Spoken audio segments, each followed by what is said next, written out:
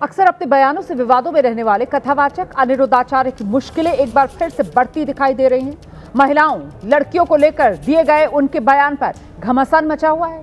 बाबा पर महिलाओं के अपमान के आरोप लगे हैं, लेकिन उनकी बदजुबानी है कि कम नहीं हो रही और यही वजह कि अब कथावाचक अनिरुद्धाचार्य अपने बयानों के चलते मुश्किलों में वो घिरे हुए हैं। इससे जुड़ी बड़ी खबर मैं आपको बता दूं, कथावाचक अनिरुद्धाचार्य की मुश्किलें और बढ़ी हैं। अनिरुद्धाचार्य पर कोर्ट में एक और केस की जानकारी सामने आई। हिंदूवादी नेता गुंजन शर्मा की याचिका पर यह एक और कोर्ट केस कथावाचक पर हुआ है। तो कथावाचक अनिरुद्धाचार्य पर अब तक कोर्ट में 2 केसेस, हिंदूवादी नेता मीरा राठौड़ की याचिका पर भी केस दर्ज हुआ है और अब ये दूसरा केस है जो गुंजन शर्मा की याचिका पर दर्ज हुआ है।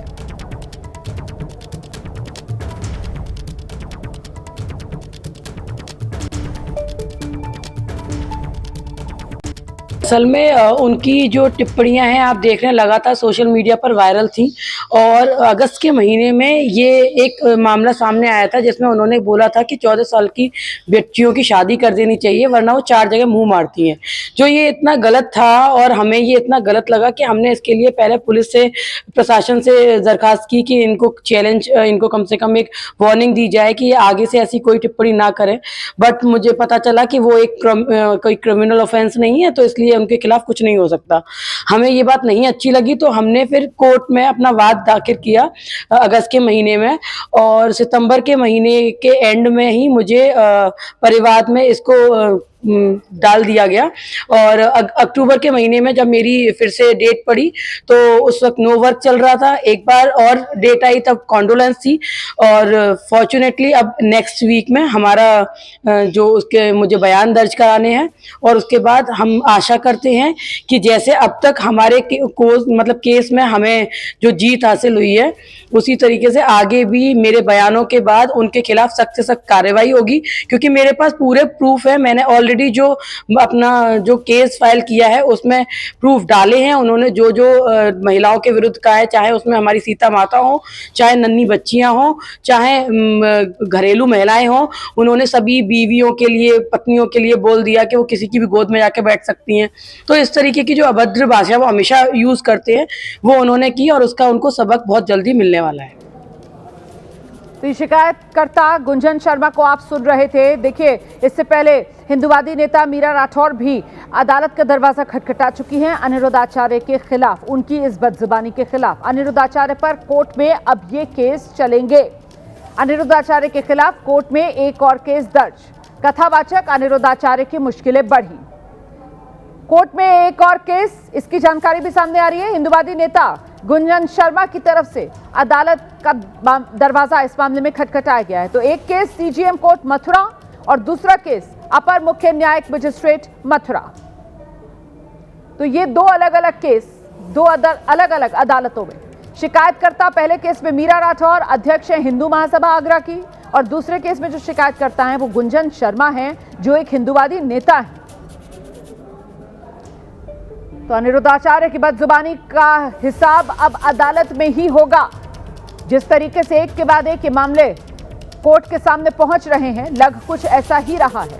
नाराजगी महिला संगठनों में लगातार अनिरुद्धाचार्य के बयानों को लेकर थी कि अनिरुद्धाचार्य की भाषा, अनिरुद्धाचार्य की शैली महिलाओं के अपमान वाली, महिलाओं के खिलाफ अभद्र भाषा बोलते हैं अनिरुद्धाचार्य। ये आरोप अनिरुद्धाचार्य पर लगे हैं।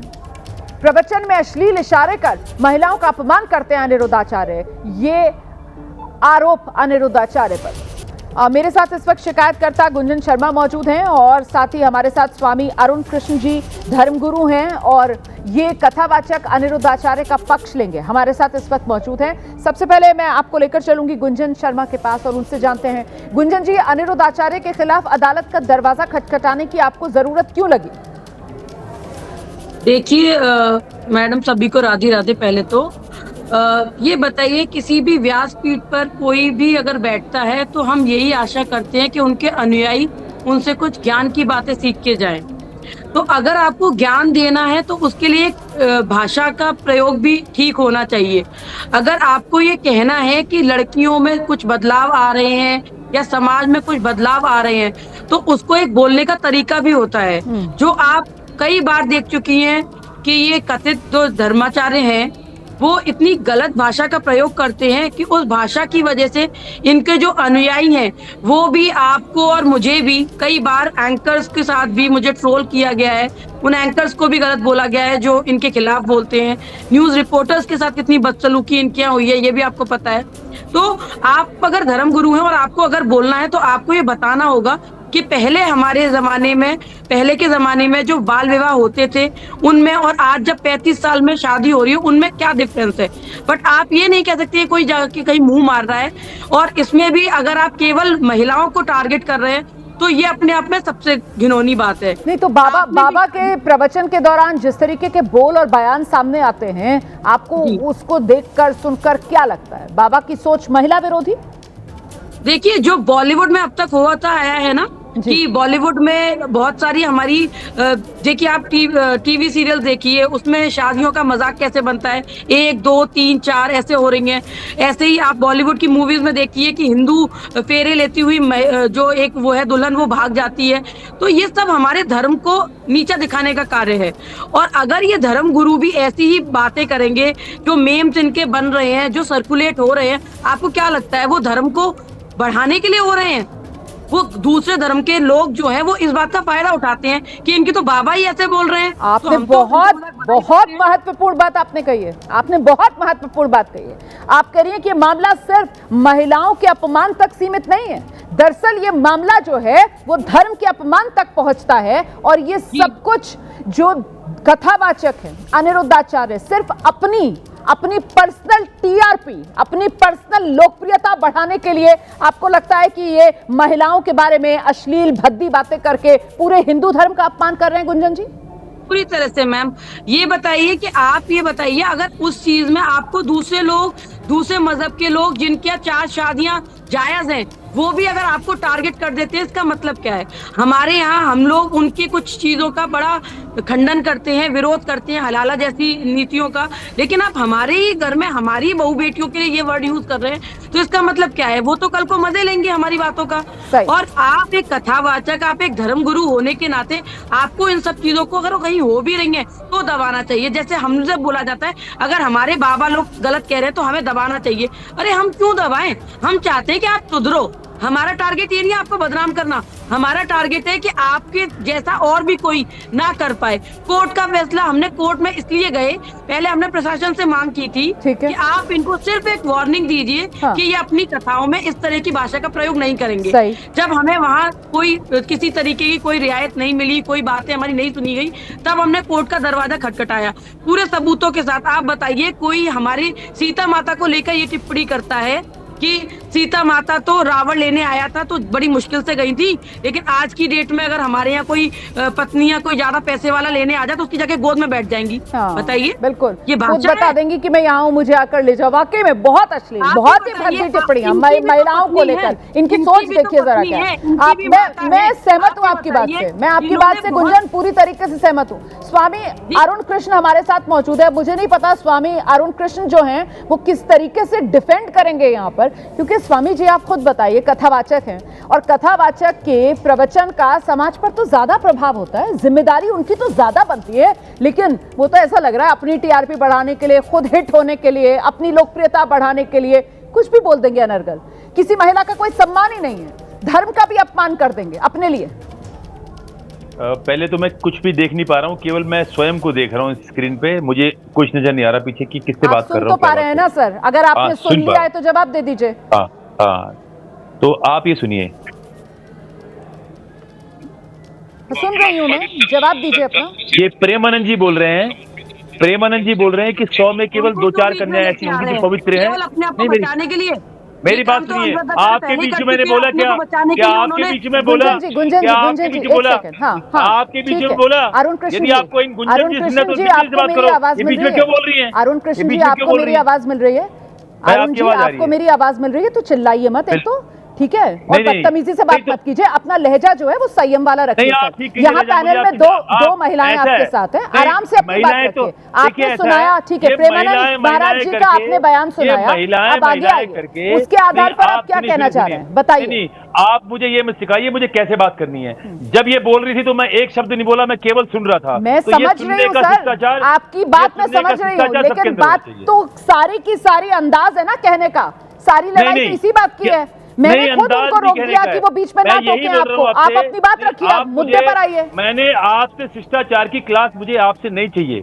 जब ये बोल रही थी हमारी देवी जी तो मैं बिल्कुल चुप सुन रहा था, क्योंकि ये शिष्टाचार है। जब मैं बोल रहा हूं तो इनको भी चुपचाप सुनना चाहिए, ये शिष्टाचार है ना। अब आते हैं देखिए विषय पर। विषय ये है कि ये प्रेमानंद जी बोल रहे हैं, आपके सामने सुनाता हूं कि केवल 4% महिलाएं पवित्र बची हैं। देखो, सुनो, आप सुनो, सुनाइए। अब आजकल बहू मिलना और या पति मिलना बड़ा मुश्किल है। 100 में कोई 2-4 कन्याएं ऐसी होंगी जो अपना पवित्र जीवन रखकर किसी पुरुष को समर्पित होती होंगी। कैसे वो सच्ची बहू बनेगी? जो 4 लड़कियों से मिल चुका सच्चा पति बन पाएगा? जो 4 लड़कों से मिल चुकी वो सच्ची बहू बनेगी? सुन लिया आपने? केवल 100 में 4 लड़कियां पवित्र बची हैं, 96% अपवित्र हो चुकी है। प्रेमानंद जी बोल रहे हैं। इसी देश में अकबरुद्दीन ओवैसी नाम का आतंकवादी कहता है कि सीता माँ कहाँ का पैदा हुई, राम कहाँ का पैदा हुआ। अरे दुर्गा का नाम क्यों ले? आप जिसे आतंकवादी कह रहे हैं वो सांसद है इस देश का। अरे कोई सांसद है वो इस देश का। आप जिस तरीके की भाषा का इस्तेमाल कर रहे हैं ना, आप जिस तरीके की भाषा का इस्तेमाल कर रहे हैं ना, ये बिल्कुल एक्सेप्टेबल नहीं है। आप मुझे खुश करने के लिए नहीं, आप देश के संविधान के दायरे में रहकर बात करेंगे। आप इस देश के कानून और देश के संविधान से ऊपर नहीं है। आप कुछ भी अनर्गल बोलते जाएंगे और हम सुनते जाएंगे। आप प्रेमानंद महाराज को कभी लेकर आ रहे हैं, कभी आप देश के चुने हुए सांसद को आतंकवादी करार दे रहे हैं। आपका कुछ अनिरुद्ध आचार्य को लेकर कोई जवाब है आपके पास? अनिरुद्ध आचार्य को लेकर आपके पास कोई जवाब है? अनिरुद्ध आचार्य जिसको लेकर आप बोलने आए हैं उस पर कोई जवाब है? अनिरुद्ध आचार्य का कोई बचाव करने के लिए आपके पास कोई फैक्ट नहीं है? आप लगातार चिल्ला रहे हैं और बदतमीजी कर रहे हैं। तमीज के बारे में अपनी बात रखो। आप तमीजी डर रही है, मुझे आपसे तमीजी सीखनी है। आप बदतमीजी कर रहे हो, जैसे ही मैं बोल रहा हूँ आप बीच में मुझे टोक रहे हो, क्योंकि आप सुनना नहीं चाहते जो बोल रहा हूँ मैं। आपको सुनना नहीं है। अनिरुद्ध आचार्य पर बोलिए, मैं सुनूंगी। अनिरुद्ध आचार्य पर बोलिए, मैं सुनूंगी। देवी जी जिन्होंने भी अनिरुद्ध आचार्य बदजुबानी का जवाब बदजुबानी नहीं हो सकता। अकबरुद्दीन ओवैसी पर मैं चर्चा नहीं कर रही, मैं अनिरुद्ध आचार्य पर चर्चा कर रही हूँ। अनिरुद्ध आचार्य पर चर्चा कर रही हूँ। जवाब है अनिरुद्ध आचार्य पर, जवाब है अनिरुद्ध आचार्य पर। प्रेमानंद महाराज जी के पीछे मत छुपिए, प्रेमानंद महाराज जी के पीछे मत छुपिए। प्रेमानंद महाराज जी महिलाओं और पुरुष दोनों को बराबरी का आईना दिखाते हैं। प्रेमानंद जी का बयान काट छाट कर मत सुनाइए। प्रेमानंद महाराज जी हम सबके सम्माननीय हैं। प्रेमानंद महाराज जी के अपमान में बर्दाश्त नहीं करूंगी, सुनिए ना, नहीं करूंगी मैं बर्दाश्त प्रेमानंद महाराज जी का, क्योंकि आप पार्शियली सुनना चाहते हैं। आप पार्शियली सुनना चाहते हैं। यदि आपको सत्य सुनना होगा और आपको बताता हूं, देखिए, समझना चाहते आप ये नहीं समझना चाहते कि अदालत में 2-2 मामले क्यों दर्ज हो गए? अगर इतने ही दूध के धुले अनिरुद्ध आचार्य, 2-2 मामले क्यों दर्ज हो गए? कोई जवाब है अरुण कृष्ण? कोई जवाब है? सुनिए, देखिए, दूध के धुले अनिरुद्ध आचार्य, क्या दूध के धुले अनिरुद्ध आचार्य 2-2 केस क्यों दर्ज हो गए? ये श्रीमद् वाल्मीकि रामायण है। श्रीमद् वाल्मीकि रामायण आपके सामने, इसके सामने देखो रखा। कोई जवाब नहीं है अरुण कृष्ण। और ये क्या लिखा हुआ देखिए, कोई जवाब नहीं है। सुनिए। अच्छा, श्रीमद् वाल्मीकि रामायण में, श्रीमद् वाल्मीकि रामायण में आपके सामने पहला अध्याय लिखा हुआ है, और पहले अध्याय में स्वयं वाल्मीकि रामायण कहती है, स्त्री स्वपोषण परा, वेश्याचरण तत्परा, पति वाक्य मनादिता, सदा अन्यगृह तत्परा, पुरुषलेषु दुसलेषु करशति, पुरुषेषु सराय। मतलब बताइए। ये मैं नहीं कह रहा, इसका मतलब है कि आने वाला कालखंड आपके सामने देखिए। आपको लगेगा कहीं मैं बना के बोल रहा हूँ। स्त्री स्वपोषण परा, वेश्या आचरण तत्परा, पति वाक्य मतलब बताइए। सदा अन्यगृह तत्परा, दुसलेषु करशति, पुरुषेषु सदा स्पृहाम। इसका अर्थ होता है, वाल्मीकि जी ने लिखा है, कहीं आप मेरे बारे में बोले, देखिए फोटो लगी हुई है। इसका मतलब होता है एक कालखंड ऐसा आएगा जब महिलाएं केवल अपने बनने संवरने में केवल स्वयं का पोषण करेंगी और वेश्याओं जैसा आचरण करेंगी। ये देखिए आपको सुनाता हूं। एक कालखंड ऐसा आएगा, आपको दिख रहा होगा, एक कालखंड बताइए जरा, बताइए जरा यहाँ पर अब ये वाल्मीकि रामायण को दिखाया जा रहा है, इसकी ढाल बनाई जा रही है। मैं देख चुकी हूँ, आपने अर्थ भी बता दिया है। मैं सीधे गुंजन का रुख करूंगी। गुंजन, वक्त बदला, समय बदला, काल बदला, लेकिन महिला विरोधी इनकी सोच नहीं बदली। ये सोच कैसे बदलेगी? कानून के दायरे में लाना इसीलिए जरूरी हो जाता है ऐसी सोच को। गुंजन, यही मैं बताना चाह रही हूँ कि ये लोग, प्रेमानंद जी का ये अभी नहीं आया, जब अगस्त में हमने इनको टारगेट किया था तब भी इस रील को इन्होंने खुद वायरल किया था। इन्होंने अपने उसमें जो रितंबरा दीदी हैं उनकी भी रील को वायरल करवाया था जबरदस्ती कि हम उस पे फोकस करें और इनको भूल जाएं।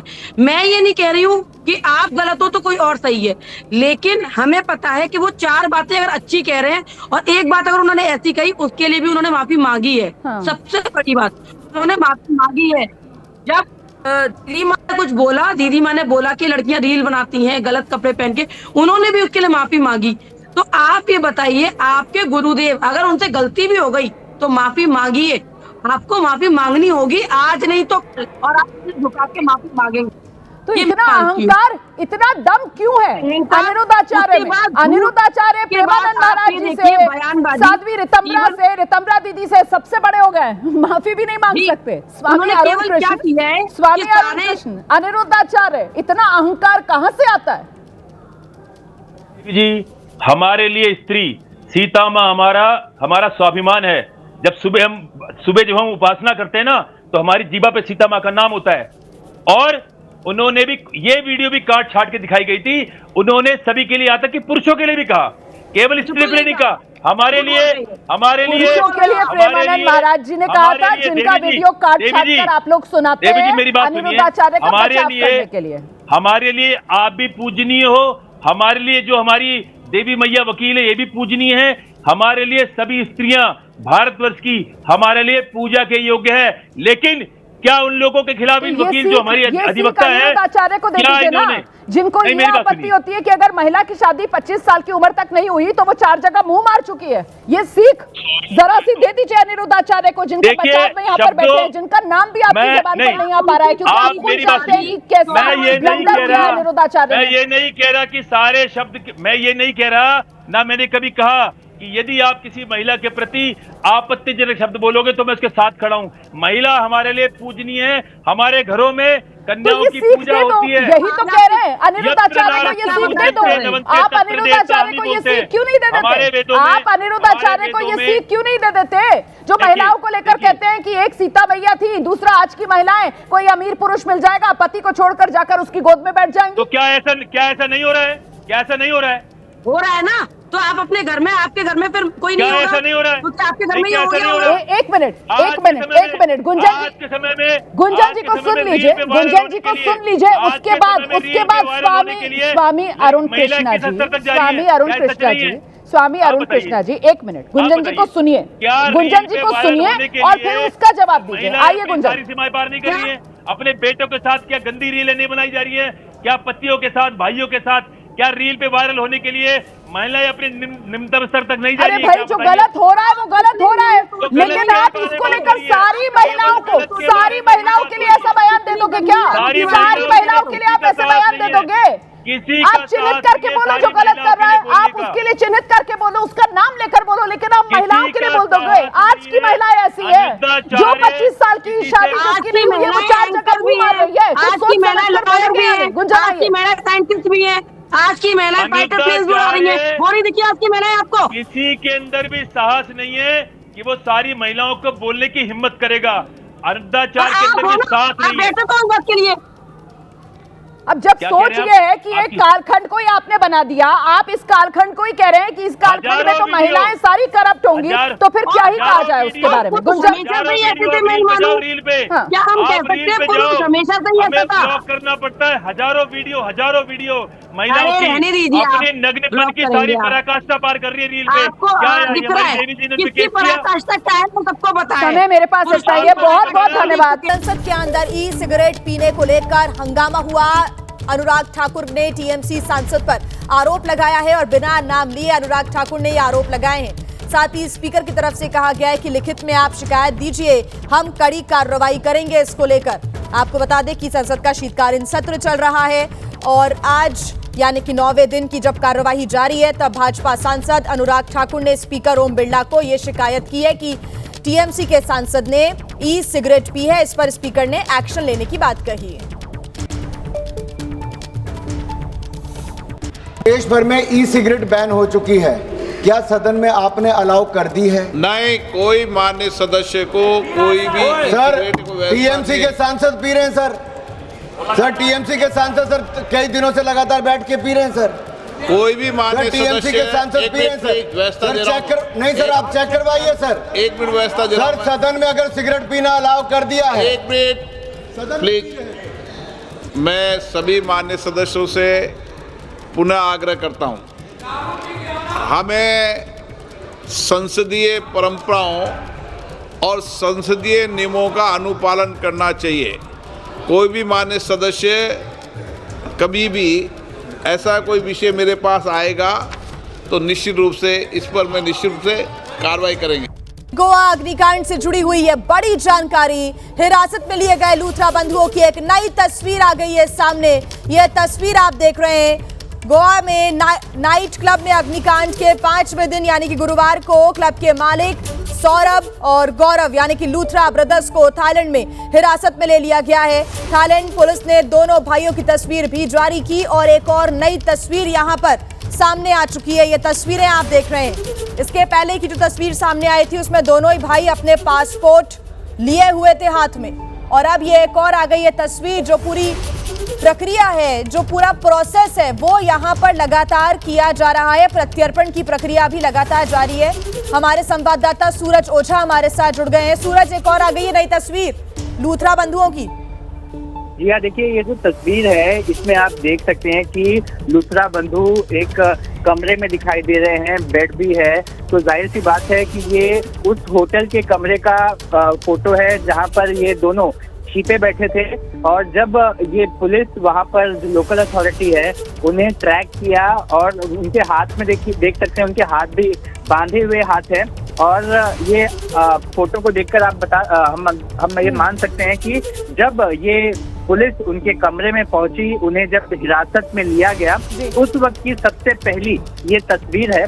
और इसके बाद ही अथॉरिटी इन्हें अपने दफ्तर ले गई, जहां पर पासपोर्ट के साथ का जो दूसरा फोटो हमने देखा वो है। अब देखिए गोवा पुलिस ने पूरी प्रक्रिया शुरू कर दी है। इंटरपोल से जो लीगल प्रोसीजर है वो फॉलो किया जाएगा और दोनों को जल्द से जल्द भारत लाने की कोशिश की जा रही है। जी